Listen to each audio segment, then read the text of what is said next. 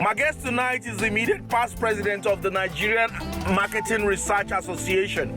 Lanre Fasakin is the CEO of the Communication and Marketing Research Group.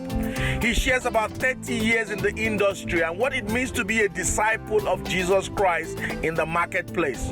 Tonight on Chim's Talk Africa. But before we do that, please go ahead and subscribe if you haven't done that yet. Please like this video and leave a comment under, and we'll sure to reply you. This is Chim's Talk Africa. From Cape Town to Cairo and from Mogadishu to Dakar, this is Chim's Talk Africa.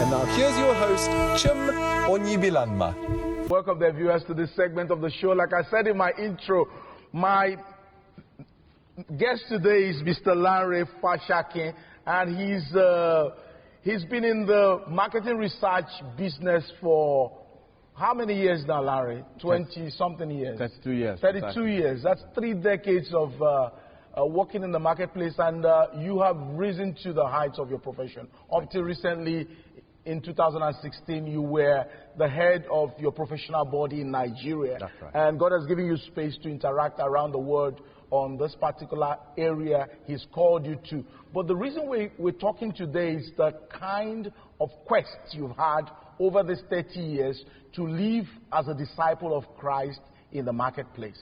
And I think this conversation is important because there are many who, across the continent, who find themselves in the place, the circle outside of the church, in the marketplace, and they struggle to live out their identity as a child of God, and many times we compromise. When did you give your life to Christ, Lanre? Thank you very much. I gave my life to Christ year 2001. Funny story indeed. I went to church to look for my wife. Okay. The one you're married to now? Yes, she was a Christian, I was not. And I knew that she wasn't going to budge. She was not going to have any of those except I came to church. So I went to church, not to be a Christian. But to get but the wife. I went there nonetheless. I went to Foursquare and we were there. So she was going on. She would not listen to me, but I went to church. But really, truly, someday, something happened. I met the Lord, Reverend Anthony Abegunde, then right now, Reverend Abraham, ministered, and I had a personal encounter. And it just even got to the point that what took me to church, I was going to abandon it. I said, look, no more. Not this Christ one. now, but thank God, I've been in his vineyard since then. And it was also a time that I started my career as a market research practitioner. So you just getting out of university around that time? About that. By the way, it's only market research I've always done. All your life? All my life has just been it's the only area where I've worked. How did you get into it? Can you walk us through how you got into this? How did God lead you into this path? Was this what you wanted in the beginning? No. Interesting question. It was accidental, really. Back then at the University of Lagos, I was a very big critic of market research. The flagship survey then in Nigeria was called the Top 10 Music Program. Okay. They used randomly selected households to rate music, and they showed us which one was most popular. Okay. So because I didn't understand the principles of random sampling, so it was strange to me, and I was a critic of that. So after my youth service, I was home, no job. I was hoping for something real nice, indeed nice, in a bank or NMPC, corporate affairs manager, which is a petroleum winger, and all that. That was my dream. I saw my former MD on TV. He talked about market research, and I was fascinated. I liked what I had. I liked his personality, but I didn't know how to reach him. But I remember that the program was on LTVA. So the next day, a local TV station in Lagos, Nigeria, Lagos Television. Okay. Yeah. So I wore a jacket and suit and went to LTVA. I met the presenter of that program, and I told him I wanted to see this man. He should give me the details. So he obliged me. He gave me. So I went and read up. Well, where I used to live then was close to the Secretariat of the Advertising Association of Nigeria. So I used to go there. I'd seen 1 or 2 articles about him, Tejumola then. So I went to LTV, got the address of his office, and I went there. God forgive me, when I got to his office, I told a lie. Because when I said I wanted to see Mr. Tejumola, he said, where are you from? I now mentioned the name of the presenter of that program that he sent me, though he didn't send me. So based on that, when they told Uncle Ted that, somebody from the presenter I wanted to see, he said, Elanke, let him come. So I gained that access. I got this access to him nonetheless. I saw him and he said, young man, he took a look at me and said, look, I don't have a job for somebody of your qualification. But if you don't mind, you can work as an enumerator. That's the basic, the interviewer. My heart sank because I was coming with a 2-1 from the University of Lagos. You were looking to be given a desk? Yes, I imagined that would be... Possibly a car, too. But he said, I will give you a job as an interviewer. And like, my salary was then going to be 250 naira per month. 250 naira, not 250,000 naira. No, 250 naira. What would that be in today's currency? In naira? Give or take 45, 50 kind of. That's thing. about $120. Yes. Okay. Well, I looked at it. But then it was going to be the difference between me being independent and having to rely on my parents. Okay. And I said to myself, okay, I'll give it a shot. Passion took the better of me. Yeah. By the way, on reflection now, for the first 4 years as a practitioner in the industry, I didn't even have a spoon. And I was working. I worked from January 1 till December 31st. So you were just paying for your transport and just... I was staying with my parents and I had passion for it. There was a time I told my dad. My dad asked me, 3 a.m. in the night I was working, designing a questionnaire. We had a project for Cadbury then. And I needed to submit this questionnaire next day. And 3 a.m. I was up working. So my dad came to the room and peeped and saw me. And he said, Lanre, what did you say your job was? I said, market research. He asked me, what do they do there? I tried to explain.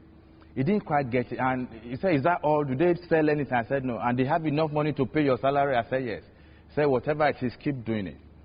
My late father told me that whatever it is, keep doing it. Because this was 3 a.m. And you came and told me 250 naira in 1 month. And you are still up 3 a.m. doing working it. for such a small amount. And I just said, thank you, sir. And that was it. He must have noticed the passion there. Yeah, it was there. You must have noticed the passion. Looking back now, why do you think God allowed you to start from so low there? I mean, there must be some lessons there. The lesson there for me right now is that, you know, the industry is segmented. There's a part where you have the not so educated who do it. That's the interface, the bottom of the rung, the bottom of the ladder, lowest rung of the ladder. They have the direct engagement with respondents. Now, university-trained people are the analysts. So they don't come in through that. They don't come low. Yeah. But their report is as good as the quality of engagement from the interviewers. Yeah. So right now, I'm not only an analyst, I speak the language of the interviewer as well. Because you've been there. I've been there. Then the second thing will be that right now we have some staff welfare policies in our agency that is not replicated everywhere. And what informed that? I know that quality of data is first and foremost a function of the mindset of the interviewer. So the people on the ground are the ones bringing out the value you people are getting up there. Absolutely. I find that there's a lot of lessons there in the sense that many times people rush for quick success, whereas God wants to groom us. I think in a way, part of what he did in the 4 years was preparing you for this 30 years that you are going to walk in the corridors of the power of your profession. That's right. Whereby you've learned to empathize, you've learned to handle the issues of character, and many other things, and you're able to grow the big thing is going to bring your way. Absolutely. Don't you think so? Absolutely. Indeed, some of the clients that we relate with at the top today were actually just starting out in their own companies as well. Okay. And they identified this young man that even though he was a graduate, had this different approach to things. We'll go to the rural areas to touch base with the respondents then. Yes, they were also trainees then. Today, a couple of them are MDs. One is an MD of a bank in Nigeria. We have them in key So when positions. you came back now, so the we MD of your literally own built firm, together. they were able to say, no, that guy had that passion then. We can trust him now. For the adversity of those years, we are getting some benefits today. And God has a way of training us. You know what we're going to do? We're going to take a break. When we come back, I want to walk through the challenges that you faced when it comes to walking in integrity with the Lord. Dear viewers, we're talking to Lanre Fasakin. That is me with struggling with names. And and he's been talking about walking in the marketplace and how God has led him from where he was to where he is today. We'll take a short break and Larry will come back to your story. Please don't go away. Thank you.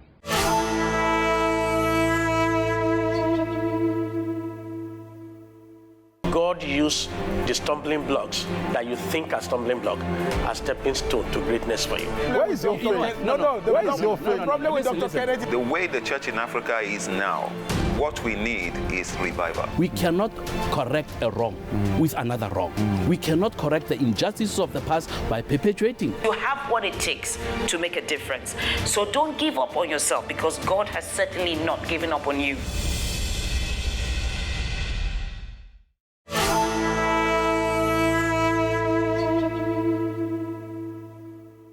Welcome back there, viewers, to the second part of my interview with my brother, Lanre Fasakin. Lanre, before we left off, we were talking about the fact that you went on to start your own company. What's the full name of that acronym again? Communication and Marketing Research Group Limited. Okay. The CMRG has become like a foremost marketing researching company around this part of the world. That's right. But it started from scratch with you. That's right. And over these years, you have had to navigate this space and at the same time focus on being a disciple of Jesus. That's right. At one point, did you have to steady yourself and say, look, I'm going to stand for the Lord? Was there an event that brought it to your consciousness that in this space where I am, I need to make my stand for the Lord, because it's not going to be easy? Thank you very much. My wife and I had this realization early in our career that you needed authority to excel in this field. You are going to be competing in a field where your little platform will have to get briefs from multinationals. And we told ourselves we were not going to compromise, and we needed authority. Now, authority here is talking about authority over Satan, both silent and screaming Satan. And what's the difference? Well, the difference will be the silent one is more deadly. The screaming Satan it manifests. If you speak the name of Jesus, it screams, it calms down, it goes away. People see it and they take the person somewhere. That's the difference. Yes, but the silent Satan will be that which is there in your character. Is there in little disobedience. Is there in compromise. Doesn't always call for deliverance. Exactly. Even though you go to church, but it's silent, it's nudging at you. So we knew that we needed authority over both the silent and screaming Satan to make a difference.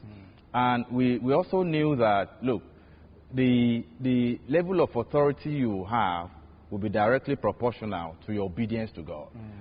So thank God I have a wife that's a strong prayer warrior, Christian.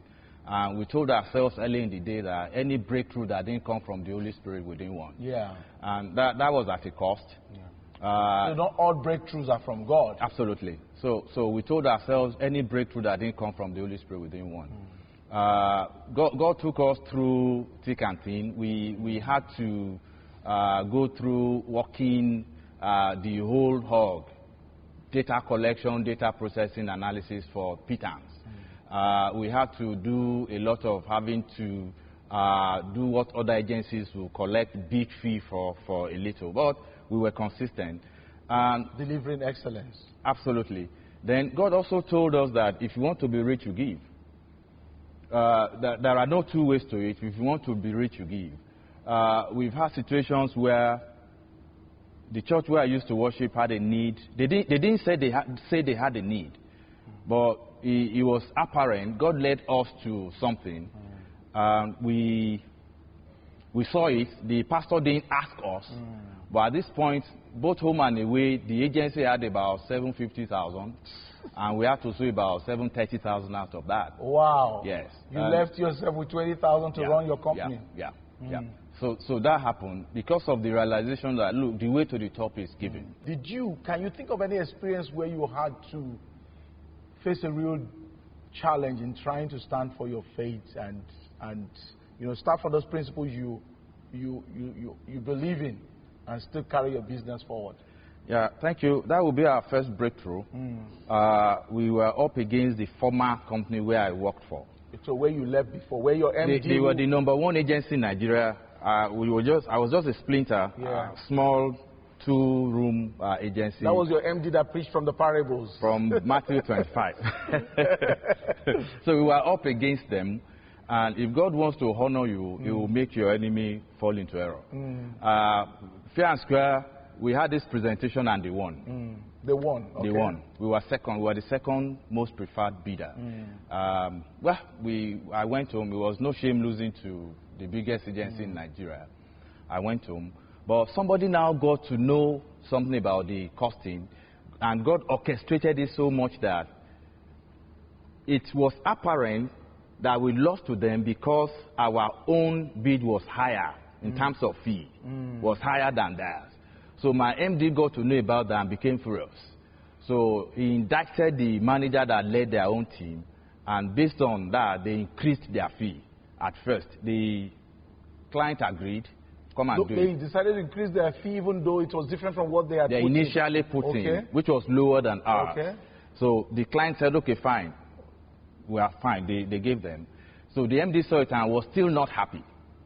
They were going to increase it the second time. Then the marketing and sales director of that company, who was a white man, said no, call the second most preferred bidder. And that really truly was our first breakthrough. But indeed, we now heard from somewhere that those increases were coming from arrangements on the inside, which someone had approached us to do, and we said no. Okay, to adjust your own maybe lower so that you can get the bid. Yeah. But standing by your principle, you said no. We said no. But they could use that. And really, truly, that became our first breakthrough. I won't name the company, and but this happened because you stood by what you believe. Integrity. This happened some 26 years ago, and we're still working for the company till tomorrow. Wow. So I give God all the glory for that. Tell me, as you look at the marketplace, what have you learned that you think a Christian in that place needs to bear in mind if he's going to stand as a disciple in the marketplace? Thank you very much. The question is very profound, because right now you could hardly tell the difference between the secular businessman and the Christian businessman. I'll say that my former MD's story of Matthew 25 he used to tell you actually made me to go and study Matthew 25 to understand it in its right perspectives. The businessman today needs a paradigm shift. There's a need for us to have a mindset that knows the profound difference between ownership of that platform and stewardship of it. Okay, explain that. Most of us go about like we own it, while really, truly, we are stewards. And stewardship will have 3 key implications. As a steward, because if you look at that Matthew 25, the parable was actually talking about what the master gave them was his own. Okay, I think verse 14. He gave the 5 talents was his own. The 2 talents was his own, and the 1 was his own, not your own. Not their own. Now, the first implication here is profitability. God is happy if you are profitable. Yes. No question about it. As a Christian businessman, you are a steward, but God is delighted if you are profitable. Yes. If you are profitable, you are a moving advertisement of His glory. The second implication of that will be that you will be accountable. Profitability 1, accountability 2nd.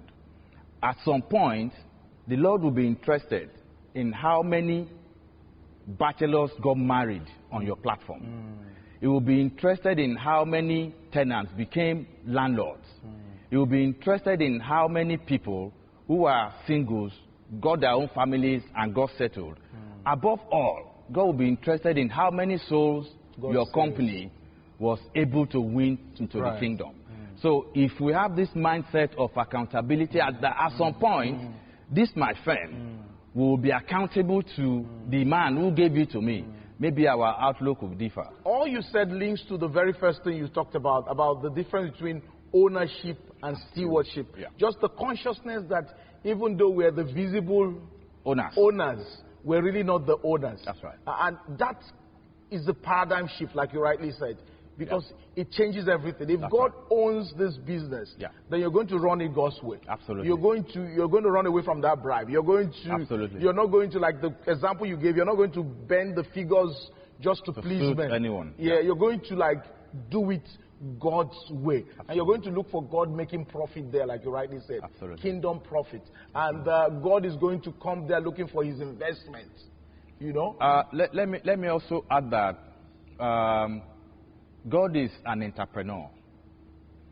We are out there to be the moving advertisement of divine values. And you don't have to bend the rules. God sees it. God knows your corporate objectives. God knows that the bottom line must be correct. And if you are faithful, he will not leave you hanging the coal. So you've seen God, because that's what people normally say. They say it's difficult in the atmosphere we find ourselves in many countries in Africa. That if it was in the West, if it was in Europe, maybe you can stick to these principles and make it. Not in Uganda, not in Nigeria, definitely. I mean, you can't do business that way and be profitable. And you're saying no. Over 26 years. I can tell you for free that what ultimately happens in the physical, all good and perfect gifts come from God. That moves, that client, that business you want to close will not come if it has not been released up there. I mean, I like the Battle of Rephidim. Moses and Joshua, he was up there, his hands needed to be up, and that had implications for the success in the marketplace. So we need that consciousness that it is not limited to just what we do in the marketplace. There is a higher force that determines the ultimate result. Tell me, when you look back, are there points where you feel, oh, these are points where I failed? Yeah, I failed. I failed. God used adversity to make a way. I was in a partnership in 1992. For 7 years, we worked. I had other people that we worked with. Even though the setting was right, the opportunities were there, but I went into this partnership without actually listening to God. I used my judgment, what I saw as opportunities. Young people, vibrant, we knew the job we experienced, and we saw that, okay, if the multinationals were paying this much, if you paid us a third of that, we could do well. But for the fact that I was not guided, I didn't seek the face of the Lord in terms of the next step before starting it. Those were 7 years of hard work and little. But on reflection, I'll say God has used those 7 years to really help shape expectations and performance today. Because after the 7 years, I left the company without 1 naira, without a pen. Okay? But here we are today praising God. I talked to some businessmen. There was a man I had here a while back, and he talked about the struggle he had about, am I really serving God? I mean, should I leave all of this and just be a full-time pastor? Until God started to show him what it means to serve him in that marketplace. Have you had these struggles in trying to, measure the weight of what you do in terms of being a full-time ministry? Thank you, Pastor. The definition of ministry, the full understanding of the word ministry came to me a bit late. Ministry is not limited to the pulpit. Ministry should be using your talent and resources and time to promote kingdom values. In the marketplace, you could have a ministry that will be a kind of niche. At some point I thought that, okay, all my mates were pastors and I was still there writing proposals and I was feeling bad. Until God showed me that, look, not everybody will be pastors. Not everybody will have a ministry. But in that little corner where you operate, make a difference. Now, that speaks to the typical businessman's understanding of success. Yes. Okay? We need to identify God's purpose within the context of how we determine success. Okay. Success should not be seen from the prism of the cars, the holidays in Spain. How much is in your bank account? The bank account details and all that. Success should be defined and understood within the context of the extent to which you are fulfilling divine mandate. Okay. So, and divine mandate does not have to come from your pulpit. Yeah. It's part of it. Yes. Divine mandate is the extent to which that thing God asks you to do, are you delivering on purpose? Yeah. So it really comes down to that. I think every life has a call. Yeah, absolutely. And so where God has placed you, you need to understand, what has God called me to do here? Yes. Whether you're the president of a country, whether you're a senator in the Senate, whether you're a businessman in the marketplace, or whether you're even a pastor. Yeah. It's not just a case of preaching. It's what has God called me to do? And then is the measure to which you pursue in faithfulness, that is success. And we should also not lose sight of the timing implications. Yeah. Okay? Purpose and assignments are sometimes for a given time. There might be a time for you to go to another phase. There might be a time for you to change your outlook. But the important, the profound thing is, you should always be in tune with your Maker to ascertain, at this point, Father, how am I doing? Should it still be the same? What should be the focus? And that really helps. In fact, indeed, that's what it comes down to, because it's not even about even having success in ministry. It's listening continually to the Master and following through what he's saying to us in every season. That's right. Larry, thank you so much for coming on. What will be your last word as we land this? My last word is to excel in your work with God, as a family man, in your career path, you need authority over Satan. Authority in your life is directly proportional to the extent to which you yield or you are obedient to God. In an environment where everybody goes to church, everybody is outwardly a Christian, and you can hardly tell what happens on Monday. People are Christians on Sunday, on Monday we are the same. There is a need for you to constantly strive to have your authority better, obedience to God, yielding to Him, living in the Spirit, so that even that which you are not immediately thinking about will be yours in addition. Thank you so much, Lanre. You're That's welcome. so good. Thank you for coming on the program. You're welcome, sir. God bless you, and all the best. Thank you. Thank you. Amen. That's where we draw the curtains here. I'll come back and round up. Thank you so much. All right. Hi there, thanks for watching. What do you think about what you've just watched? I would like to know. Please leave a comment below and I'll personally respond to you. What do you think about what you've just watched? And do subscribe to this channel. Click on the subscribe button and on the bell button so that you know whenever we come up with new videos. We're coming up with new ones every week, sometimes twice a week. And please share this channel with others. Let them come and be blessed and be edified and be equipped to be a light and a salt. Thank you.